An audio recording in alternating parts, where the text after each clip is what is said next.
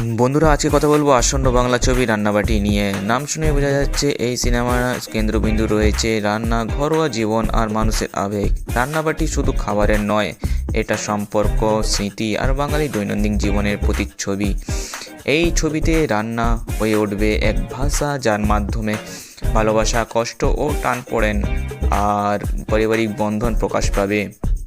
রান্নাবাটি এমন এক গল্প বলবে যেখানে এক প্লেট ভাত, এক টুকরো তরকারি আর তার সঙ্গে বসে খাওয়ার মতো মুহূর্ত মানুষকে কাছাকাছি এনে দেয়।